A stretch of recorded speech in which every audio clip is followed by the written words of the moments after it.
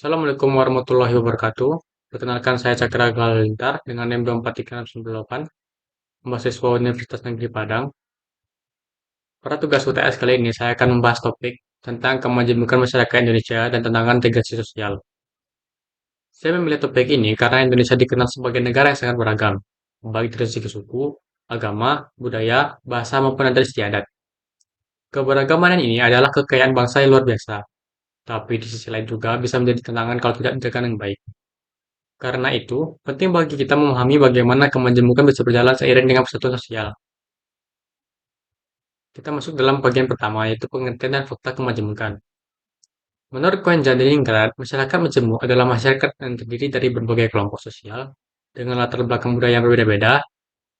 Di Indonesia, berdasarkan data Badan Pusat Statistik tahun 2020, terdapat lebih dari 1.300 suku bangsa dan sekitar 700 bahasa daerah yang tersebar dari Sabang sampai Merauke.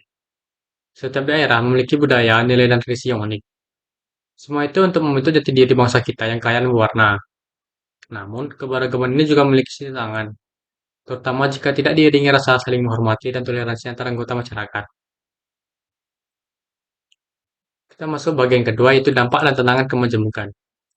Dalam kehidupan bermasyarakat, perbedaan kadang bisa menimbulkan gesekan atau konflik, terutama jika ada prasangka, diskriminasi, atau kesenjangan sosial.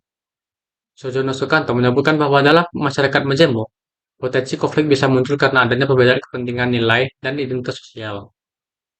Namun di sisi lain, keberagaman juga bisa menjadi kekuatan besar apabila dikelola dengan baik melalui integrasi sosial.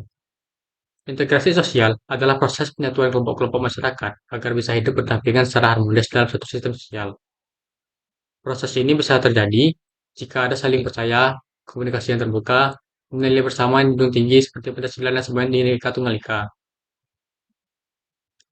Upaya dan contoh nyatanya integrasi sosial. Contoh nyata dari integrasi sosial bisa kita lihat dalam kegiatan bersih-bersih pantai yang dilakukan kemarin.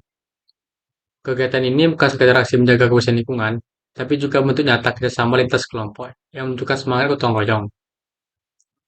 Walaupun kami berasal dari latar belakang berbeda, dalam proyek itu kami bersatu dengan tujuan yang sama, yaitu menjaga kelestarian alam dan menumbuhkan kesadaran masyarakat akan pentingnya lingkungan yang bersih.